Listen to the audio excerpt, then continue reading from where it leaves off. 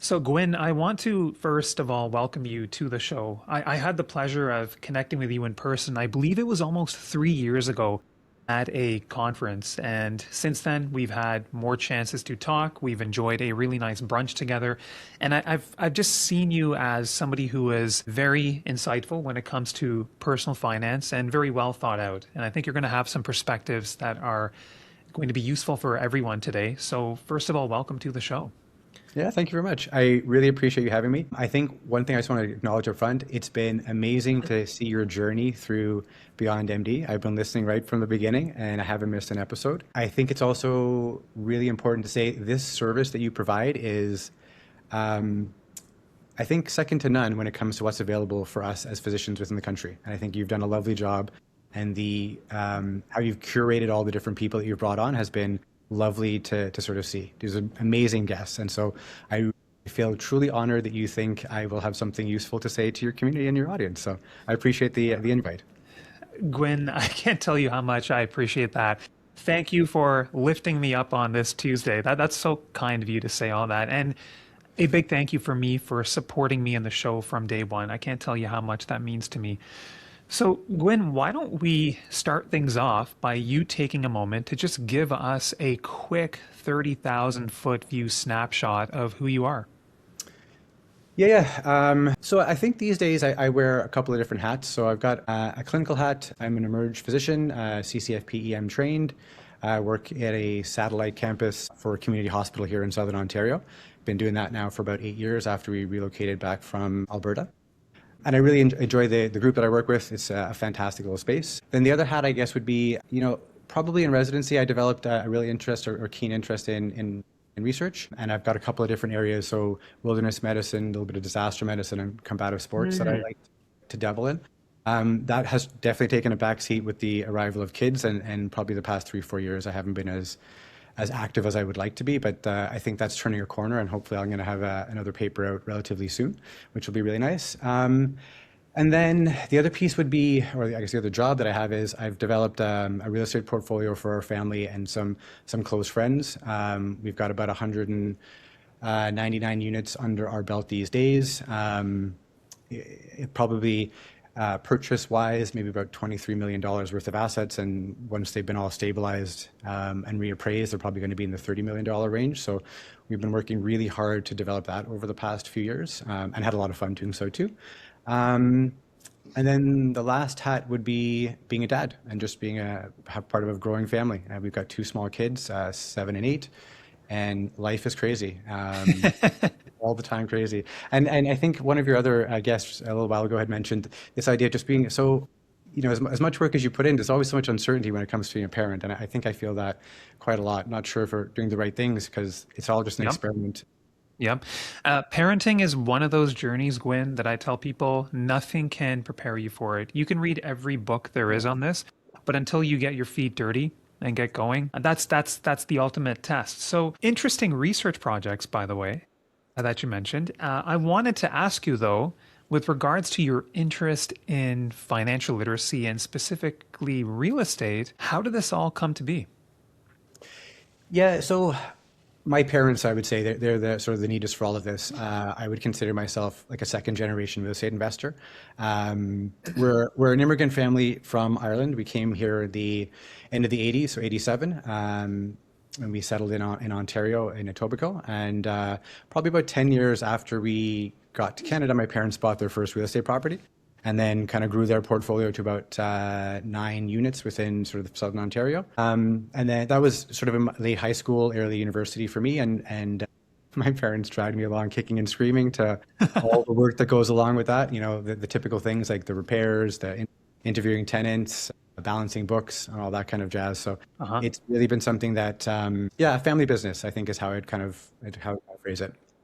Now, back in Ireland, were your parents also investing in real estate there? Was that an interest that carried on over from Ireland? No, no, no, although my dad was quite passionate about it, I would say no, it didn't come across from there. So there was a relatively large recession that went on in Ireland back in the mid 80s. And so my dad had worked in Libya for a couple of years before we came over. So I think maybe us having left Ireland, maybe losing sort of the family home that we had there, maybe that was sort of part of the I think part of the history that kind of led into wanting to have something a bit more permanent that they could hold on to.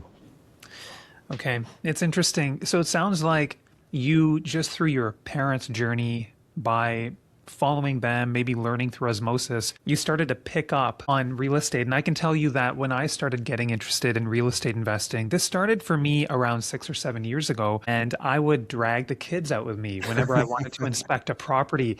And there came a point, Gwynn, whenever I mentioned the word property, I was like, guys, let's go check something out. They would just shudder. They'd be like, Dad, like again? This is so boring. Like we hate coming Yeah, to yeah. check out properties with you. But I still think that in those moments, there are things for all of us to learn. The kids they absorb so much. And I think there's something there for everybody. But when we last met, Gwynn, you told me that you took quite a bit of time to dig into what made the most sense when it came to investing in real estate. First, in terms of what types of properties, and then where in Canada. And then I believe that your investigations, and this is where I want to reiterate, I think you're very well thought out and you research things carefully, but your investigations led you to arrive at the conclusion that going to Western Canada, perhaps, Alberta, Saskatchewan, and focusing more of your efforts there would probably be a wiser long-term play. Can you talk to us about that and how you came to those conclusions? Yeah. So maybe before I even jump into that, something else I Yeah. would probably say is I think this is true of probably most areas of investing. I kind of have this view that there's a retail investor and then there's a professional investor. And these terms aren't used, or in my mind, to be pejorative or anything of that nature, but it's just, I think it's the level of interest that people have. And so when I envision a retail investor, it's somebody who's maybe not as immersed, maybe it doesn't become sort of a main focus for them, but they're interested in a particular area. Professional investor is somebody that's sort of full-time job, like they're attending conferences and things of that nature and sort of just staying up to speed on what's going on. And I think my parents, I would have classified as more of a retail investor. And I think, on my journey right now, I'm probably getting towards being more professional. But the reason why I bring it up is that without having the initial experience with my parents, I don't think I would have been able to see all these different avenues or areas within this particular area of investing that are important to know about. So sort of with that backdrop, then Yeah. what happened was probably maybe pre-COVID, so 2018, 2019, I took probably about 8 to 12 months just to collect as much information and data as I could around multifamily investing across the country. So just going to different databases like StatsCan, CMHC, there was some larger realtor brokerages and banks that I had gone through in different reports in that context to get a better sense of some of the regional nuances across the country. And it was truly remarkable just to kind of see how much data there is out there that can be very, very informative. But with that sort of in the background, it became clearer to me that I wasn't as keen on Ontario and BC and was a lot more focused on Alberta and Saskatchewan, kind of as you had mentioned. Some of the pieces that I think sort of on a very microscopic level, and then I'll kind of answer it on a macroscopic level too, but from a microscopic standpoint, the way that the Residential and Tenancy Act is enforced in different provinces is quite different. And I found that Alberta and Saskatchewan had a more efficient means of doing so. And sort of some common examples would be like if you were going through an eviction process in Ontario, at least back in 2018, 2019, 2020, it could be months before you actually be able to get somebody to be able to be evicted to go through that process. Whereas in Alberta, it was significantly more streamlined. It could be sort of on the order of weeks. That'd be one sort of example how it's being enforced. Another way in terms of how the Tenant Residency Act was being enforced was on renewals of leases. In Ontario and BC, it's set very, very strictly based upon sort of what the rents were like before, and there's a percentage. Whereas in Alberta, it's more market force driven, and so those kind of came about as again more efficiencies that allowed sort of the market to dictate how things were going. And then I think maybe on the next piece, and just a more macro piece, was there's a business cycle or sort of that needs to flow through. So you need to have the ups and the downs. The recession has to occur, and I just felt that wasn't happening in Ontario and BC the same way as it was in Alberta and Saskatchewan. And so because they're more commodities-based environments, they tend to go through those cycles a bit more obviously. And without having those cycles occur, what I was noticing was in BC and Ontario, there was more focus on appreciation, less so on cash flow. And that just didn't sort of sit well for me in terms of what I was going to be trying to focus on. And then the other piece, and so as a function of that, then Alberta and Saskatchewan allowed more cash flow properties to be found a bit more readily. But the other piece too is that if you have a full cycle, you have to be prepared. So your balance sheet has to be structured in such a way that you can weather a downside, but also, and that's sort of one end of it, the bad end of it, you need to be quite prepared for that piece. But on the other side, when you go through the downside of the cycle, it provides a lot of opportunities for purchasing. And so it can really kind of on that upswing again, your portfolio can grow quite substantially. So you just have to be prepared for that a bit more. And so that cycle piece was, I think, also very important. So those kind of how things were being implemented sort of on a practical level, and then sort of the larger piece, those were what kind of drove me into those markets in Alberta and Saskatchewan more so. Gwynn, thanks for that. That's really helpful. Can I ask, in terms of balancing appreciation versus cash flow, do you tilt more towards cash flow, or are you in general seeking more hybrid type investments? Can you talk to us a little bit more about that? I'd say cash flow is king.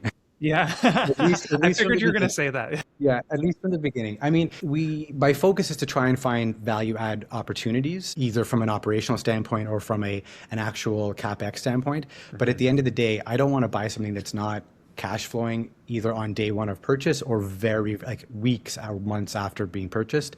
Okay. I'd say 6-month time horizon would be the longest I'd want it to be working. So it has to make sense for me from a cash flow standpoint. That's the biggest piece. Yeah. Okay. And you mentioned that your focus is in multifamily investing. Now, the sites and the properties that you tend to go for, how big are they? Are we talking more than the fourplex, fiveplex? Like how big are these properties typically? Yeah, so they're larger. So this kind of goes back to that whole idea of retail versus professional. I think as you start moving more and more into the professional side of things, you become a lot more comfortable with larger assets. It's the same, like in my mind, it's exactly the same amount of work. If you have a twoplex or a duplex or fourplex, versus having a 55-unit building, which is sort of the first one that we bought, it's all the same amount of work. You have to get the same standard operating procedures all put in place. So you might as well go larger. The only thing that I would say is a bit more unnerving is the mortgages that you're taking on are much larger, so you have to be a bit more comfortable with that. But in general, I would say the size of asset that we're looking at are going to be sort of within the 50-unit size. They typically are going to be multi-level. We try to find ones that have elevators in them as well, because we sort of have a set sort of tenant profile that we typically focus for. Yeah, so I'd say a little bit larger, or maybe medium size. Larger would be like 100+ units, but for me, medium sized, I'd say. Before I go into my next question, I just want to comment on what you said about tenants and the processes that are in place in Alberta when compared to Ontario, because Gwynn, I can tell you that now for the first time, I am starting to experience tenant issues, and I am getting firsthand insight into how long it can take to deal with those processes in Ontario. So I think for people who are looking at investing directly into real estate themselves, it's really important to take a step back, educate ourselves on these matters, and think about what some of our risk mitigation strategies are, and just what some of the roadblocks are that we can encounter. Because I'm an Ontario investor, and I think I've made it clear on the show that investing in real estate, it's overall been a worthwhile endeavor for me, but over time, when we learn about what really lights us up, I probably steer a little bit more towards investing in the markets and equities, because that's just what resonates a little bit more with me. But your point about tenants, extremely important, and I'm glad you brought that up. Gwynn, I do want to get a sense of, can you comment on the size of your portfolio again? Like how many units do you have now? And then in terms of, what is your long-term vision when it comes to scaling the portfolio? And you also touched on, you're also helping some other people on the side, but what are your long-term plans there? Would love to hear more. Yeah. So the portfolio, like I said, was about 199 units at the moment. It's spread over 7 buildings.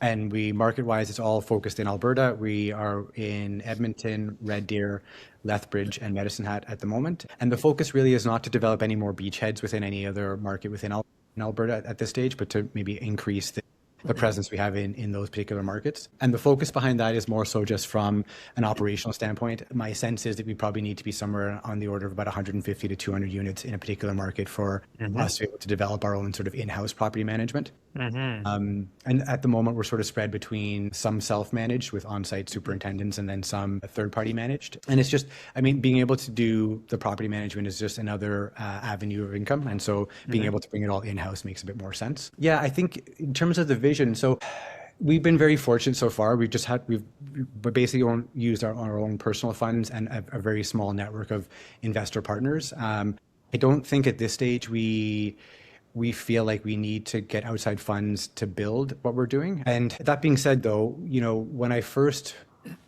decided that this was the path I wanted to go down, I spent a lot of time, again, back in 2018, 2019, just researching how other mutual fund trusts or sort of private REITs had developed themselves, read a lot of operating memorandums and perspectives for a lot of the companies here in Canada, just to understand sort of their natural history about how they developed.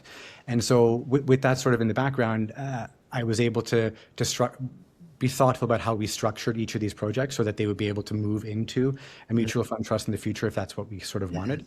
And so, yeah, I don't think everything is there. All the groundwork is laid. And at some point in the future, if we feel like have grown enough and we need more capital, I think we'll probably move into that as sort of a piece. Another element I think that's maybe a bit more of the rate limiting step, not necessarily capital, is acquisition. So finding the actual projects that we want is taking a lot more time than I would like. And I think that's because you've got to underwrite a lot of buildings before you find the one that's actually going to fit into that sort of category of what you want. Same way that when you go through your value investing component, and you spend tons of time, I can only imagine, researching and going through all the different components before you finally decide and pull the trigger about making an acquisition. It's the same sort of process here. And in conjunction with that, what I would say is the thesis of going out to Western Canada, I think, has proven out quite well. We've been in that market now for about 6 years, and in the past 2.5, 3 years, there's been a massive amount of capital that's come from BC, Ontario, and Quebec into that market. And I think that is sort of a double-edged sword. Like, it's proving that like I say, the thesis has been an appropriate one to move out to that market, but it also means there are a lot more players coming in, and there's more people fighting for those same assets. And like a really quick example, so there was a building or portfolio in Red Deer recently where it was about 100 units. We lost out to a group that paid cash. Wow. And we talked to the realtor afterwards to get feedback, because as always, we want to try and find out like how we can improve sort of our offers in the future. And they're like, your offer was the one that would have been chosen, except you guys didn't want to pay in cash. I'm like, one day we'll probably have those funds, but just not at this stage. Yeah. But anyways, yeah. So there's lots that we've done to be prepared for sort of future taking in of capital, but we're not at that stage yet. Gwynn, this is exciting stuff. Can you shed a little bit of light on what some of your value add strategies are? Like, I'm curious, the buildings that you buy, are they a little bit older? Are they due for renovations that in turn can help drive up the rental rates? Can you shed a bit of light on this? Yeah, so there's a bit of a two-pronged approach, I should say. So we do have some, like you're talking about, which are sort of CapEx value add, and they're more cosmetic sort of renovations, like on a unit level, which I think is pretty standard. But the other way that we try to approach things is more from an operational standpoint. So one of the more recent buildings we bought in Lethbridge wasn't sub-metered. So it was a 44-unit building that the landlord previous to us was paying all the electricity utilities there.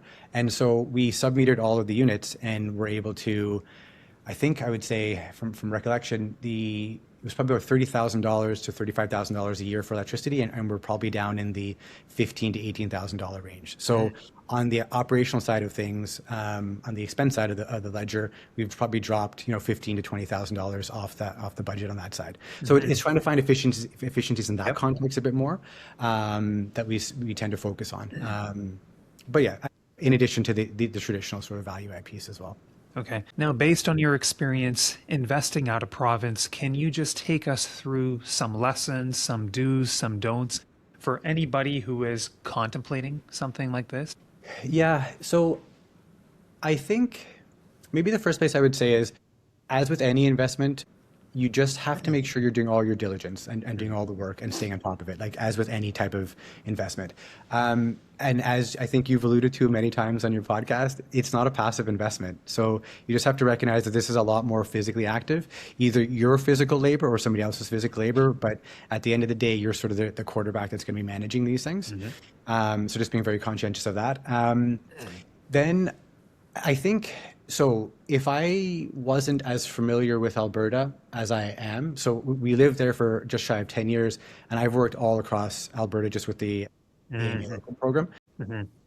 But if you didn't know a market, I would be hesitant about moving into it until you've had a good bit of experience sort of managing things remotely yourself. So I think it would behoove you to become, quite knowledgeable of the economic drivers within the area, but also to kind of understand it a bit more practically and tangibly. I think that's really important. And then remote managing is all about managing managers. So you just have to be comfortable knowing what it is you want them to do and to be able to describe that to them in a very effective way. So, a quick example would be the most recent acquisition we had was in Medicine Hat. That's a new market for us. So we spent a couple of months getting to know different property managers within that market, and then we decided upon one, started to develop that relationship. And 2 months before the acquisition, we were working with that person to understand what their style was, what their operating procedures were, to make sure that they would meld with ours. And then on day one, we knew what they were going to be doing and how we were going to approach it.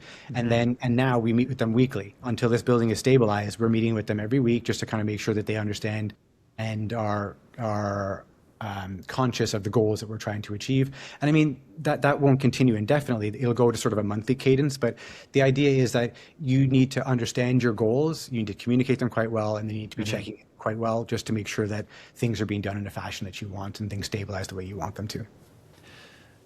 Gwynn, traditional teaching has been that real estate investing can be worthwhile in an environment where there is inflation that's maybe a little bit higher than average.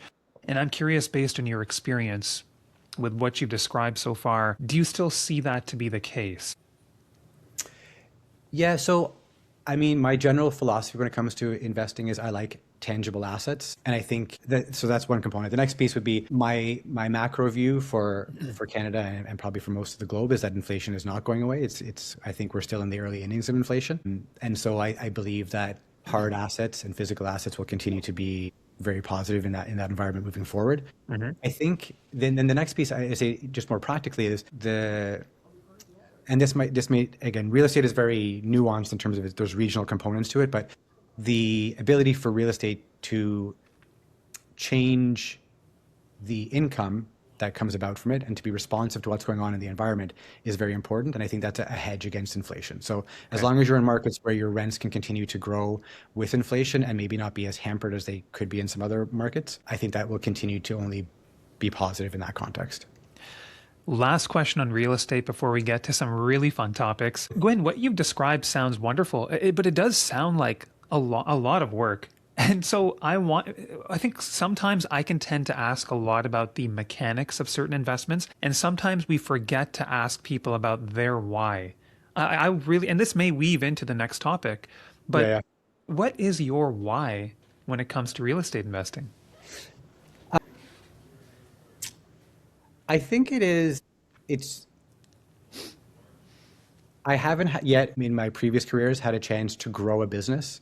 And this is really an opportunity to be able to grow something that I envision my kids being able to step into at some point in the future. I'm kind of already grooming them at 7 and 8. Like same as your kids, like they've come to Alberta, they come with me, they go visit the buildings. It's a real family sort of piece. My dad, my siblings, we're all sort of have that bug. And so we all feel very passionate about this particular type of investing. But it really is the build. There's so many cool aspects to this. And I say that, I mean, a bit tongue in cheek, because I want to say this piece. It is a full-time job. Like medicine is a full-time job and this is a full-time job because there's just so many elements to it. But I feel really lit up by it. This is the only way to sort of describe it. Yeah. I love to hear that. And the point on kids is, Gwynn, kids will see as they do. And so maybe I'll just put a little selfish plug here. My youngest, he recently created a YouTube channel. He got really interested by all of it. And so his YouTube channel, That's lovely. It's called World Master Z. And it's basically focused on history and geography of the world. Like he just went reading as many books on world history. He loves to learn about things like World War I, World War II, the Titanic, what happened. So this is his little thing. So if anyone wants to check it out for their kids, if you have curious kids, which I'm sure you do, World Master Z. Now, Gwynn, back to your kids and your family. I think the last time we talked, you said you were thinking about things like intergenerational wealth. And I'm sure that real estate fits into that conversation somewhere. But on that topic of estate planning, intergenerational wealth. Can you just touch on some of the things that you've been thinking about? Yeah. So I think maybe where I'd start is I think we're super fortunate as physicians that, as soon as we graduate, we have an ability to pay off, all of our debts, and then we start to accumulate assets. I think we're in a very comfortable position. And so because we're in a comfortable position, then the next question becomes, and again, I'm kind of generalizing. This is how I feel about myself, but I kind of view our profession this way. And as long as we have our insurance kind of put in place properly, I don't think we're ever going to be in a situation where we're going to want for much. I think we're super financially stable. So it's sort of where it's the first piece. Then the question for me becomes, if I continue to accumulate assets, like, why am I doing that? What's that for? And for me, when I answer that question, it's for my kids, it's for my grandkids that aren't even born yet, and it's for the betterment of my immediate and surrounding community. And so when I start to think about things in that context, it automatically becomes sort of a longer horizon than just sort of myself. And then when I meet with professionals, be they accountants or lawyers or tax planners or financial planners, a lot of my thinking then ends up being, and strategizing with them, is it's not just for my own life, it's for how do I think about this on a longer time horizon and set priorities that are not just for me, but are for my kids and for my community. And so a lot of it goes into, a lot of the thoughts, the thinking that I have goes into it from that sort of length scale and that kind of lens. And maybe more practically, like some examples of this. So, when we opened up our kids' RESPs, we were in the fortunate situation that we had some extra capital on the personal side of things. So we kind of front end loaded our RESP and kind of oversubscribed to it a bit more, just kind of feeling that compounding would be better for them in the future. For sure. And then another example would be sort of, I feel quite strongly about permanent life insurance policies. And so we have those sort of structured throughout our portfolio, but we ended up getting those on our kids. And we did that because, we feel that it's another vehicle to have tax-free growth within that policy, but the kids will be able to borrow against those cash surrender values in the future. And then, when at some point in the future, our kids pass on, that'll be a gift that'll go to their sort of grandkids. So there's like lots of little things in that context that we're thinking about. Another one would be, so these days, our investment vehicle is our holding company. That's where sort of most of our wealth is held, because we're so actively growing our real estate portfolio that we envision that the assets inside that particular vehicle will grow. And my wife and I don't want those just to be ours. We want those to be our kids, and we have some other beneficiaries too that we're thinking about. So we're trying to move that into a family trust so that wealth can be, or not wealth, but the growth can be attributed to everybody within that's part of the family trust. So just lots of kind of thinking in that context. And why I think where you have to be really conscientious about this is, and again, this might just be my own personal experience, but most of the financial professionals that we deal with don't think about sort of the longer term stuff until you're later in your career. But I don't see, there's no reason to not think about it now. You can just structure things in a way that's going to be just as advantageous for you right now, but also be more advantageous for the sort of family and the other community that are around you as well in the longer term.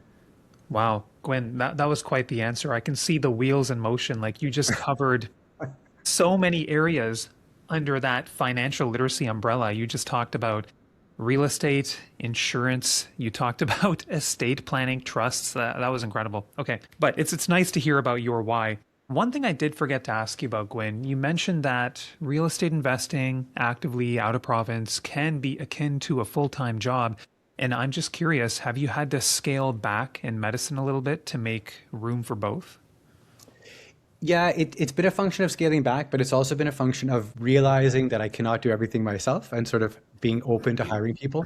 So I have I have a virtual assistant that helps quite extensively, and sort of offloading more and more onto them, or bookkeeping would be another example. I think it's becoming less doing everything myself and being in the day-to-day trenches, and more getting other professionals to kind of help me to build out that business as well. Okay. Gwynn, I really want to pivot to, this is going to be exciting. You also had time to enjoy a 1-year sabbatical, and you were in Valencia, Spain with your family.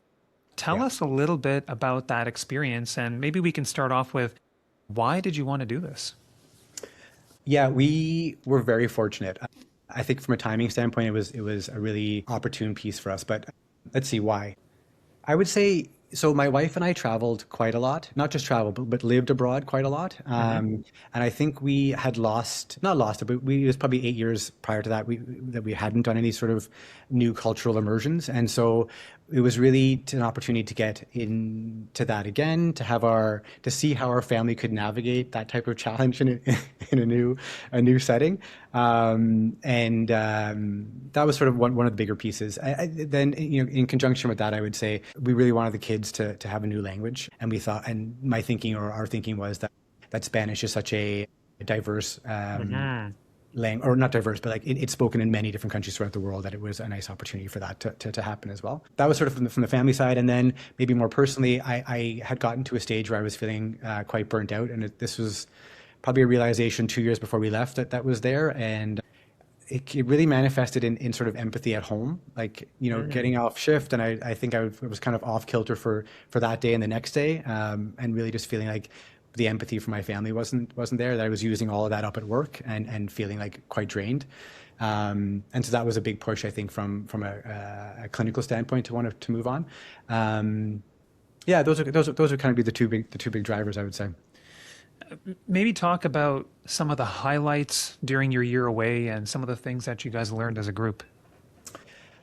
Yeah, I would say resiliency as a family unit was huge. Like we had no idea how anyone was going to do. And it was, I mean, three quarters of the group didn't speak any Spanish at all.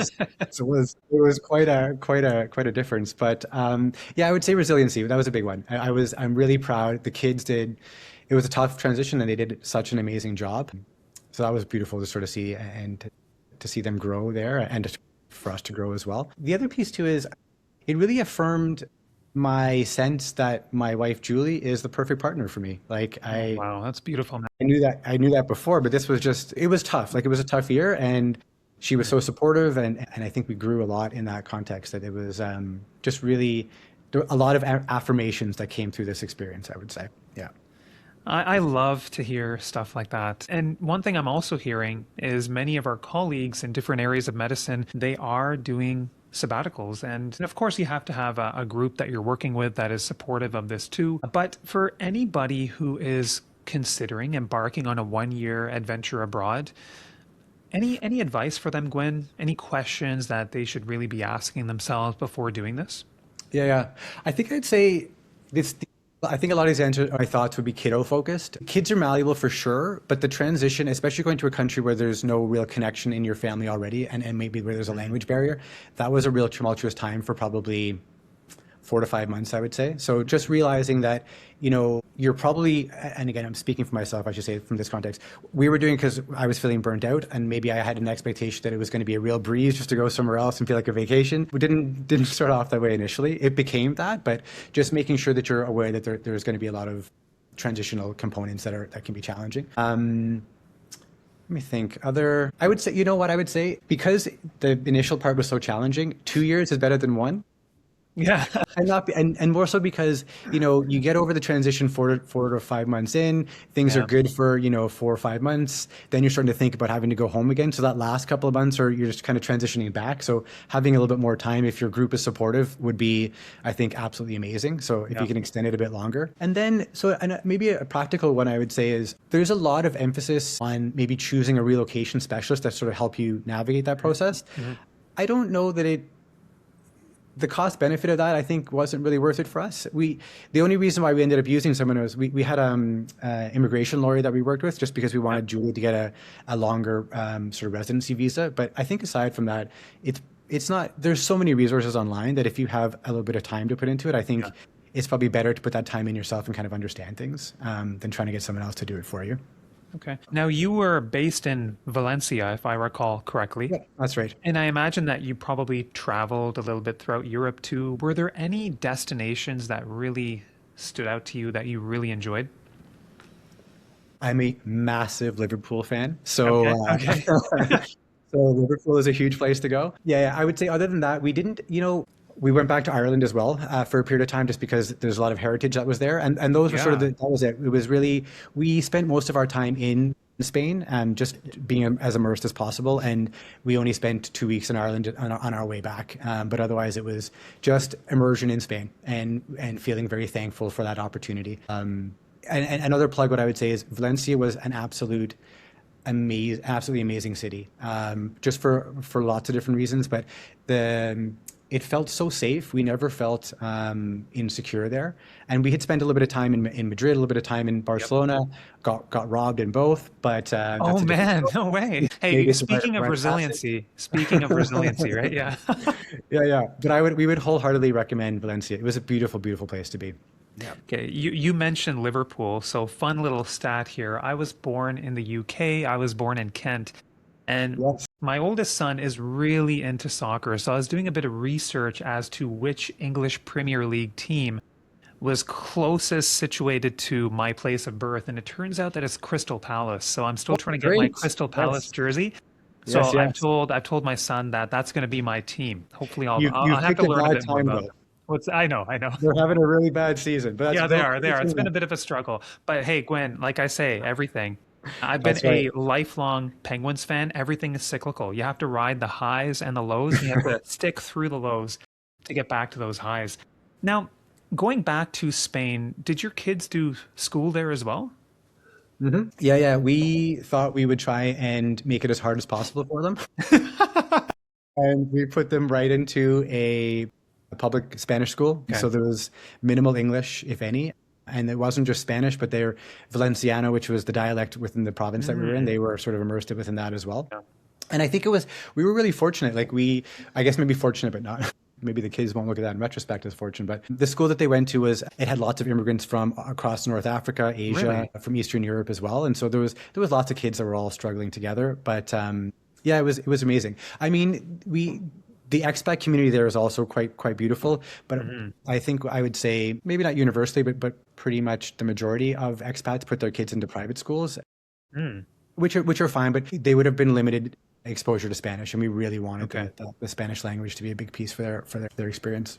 Okay. My wife and older son, they just returned from Barcelona a few nights ago. My son Oh, was there nice. on a soccer excursion and they absolutely love the city. And I was trying to live vicariously through them. I was studying the map of Spain and then I came down south to Valencia and I was like, wow, this would make for a wonderful time away.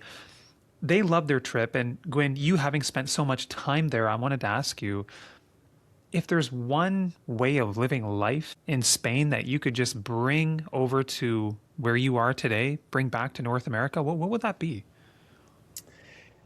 So there's this real social fabric component that I loved, which was the bringing of food and kids together, just Mm, everywhere. So it didn't matter what style of restaurant you went. Like it could have mhm. been the nicest restaurant possible, or it could have just been like a side of the street type of vendor.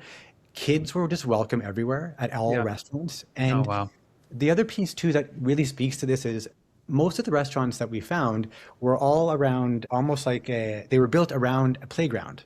Like it was a plaza and the restaurants would be around the plaza. So like you would Uh-huh. go and you would spend more time than you would typically spend in North America. You could be 2 or 3 hours at a restaurant. People didn't bat an eye. That was totally normal. The kids would be in playing, eating, out again. Like there was just this real integration of kids almost in all aspects of life that I think were a little bit different, but it was very noticeable than here in North America, but it was very noticeable in that particular arena. Like I would say just how kids are integrated to the restaurant experience was really beautiful. Oh, I love that. Yeah. Now, Gwen, you've done many things, you wear many hats, and I want to ask you, for you, what does success look like in life? Yeah, I think I feel like I don't know. I feel like I've achieved that for myself, sort of personally right now. I think with our family as well, we feel very, very comfortable. I mean, I still want to continue to grow our real estate business, but I sort of have a bit of a more yeah. My main focus at the moment is trying to develop or think through a way to have MD Management 2.0 come about for Canadian physicians.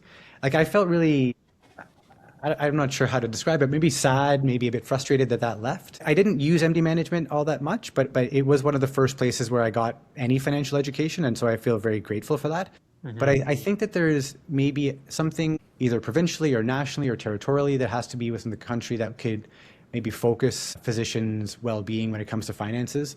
And I just think about how there are amazing pension funds in Canada, and like the teachers one here in Ontario is just an amazing example. But just being able to structure something that has that level of focus and care for physicians, I think would be amazing. I don't have like vision for what that looks like because I'm still sort of trying to think it through. But I think that that's a real big focus for a lot of my thinking at the moment. And maybe something I might ask of your audience is, I would love to try and understand more of like the natural history behind why MD management developed, how it became attached to the CMA, and just understanding that a bit more. And I haven't been able to find anything. So if there's people who have either personal history or know people, I would love to understand how we could look at that and learn a bit more about it. And around that, what I was going to say was, there are so many amazing individuals just like yourself, and you know, the Looney doctor, the two physicians from Yeah. Paul and Jane. Paul and yeah, Jane. Paul and Jay, my apologies. Yep. And then physician empowerment with Kevin and Wing. There's like so many great people, and not that anyone's working in silos. That's not where I'm going to go with it. But it does feel a bit disparate, and I want to find some way to maybe have it come together in something that's more tangible, something that was like MD management, and that's not to take away from any of the fantastic work that all these individuals are doing, but yeah, there's just something there that I think could come about, and I would love to help to be part of to foster that and help grow that. It would be something I'm thinking about. That is really interesting, Gwynn. And then the other two people, I'll just give a shout out to, because they're friends and colleagues, Steph Zhao and Matt Pointer. Like you said, Yep, Gwynn, there are yep. many people out there doing wonderful, wonderful work and having an impact in so many ways to better the lives of all our colleagues. And it's really nice to know that there are people like you out there who are thinking about this. Well, is there something that could happen to unite things and make that impact even more powerful? Maybe there's going to be synergy. But those are incredible thoughts, Gwynn. And Yeah. anything else that you want to leave us with today as we wind things down? No, no, that sounds lovely. I've really appreciate. This has been awesome to talk to you. It's been a Um, lot of fun for me too. yeah. I think what I would say is I wish you all the best with your continued success, both within this particular platform that you have, and also your teaching, be sort of beyond sort of the residence, but also the recent course that you put out as well, because I know you've worked really, really hard on that. And it's been a real pleasure and honor, and to be part of this awesome experience that you're putting together. Thanks so much for that, Gwynn. I really enjoyed talking to you today. I always love to talk to you and understand the things that you're thinking about. And thanks again for making time for us. Thank you.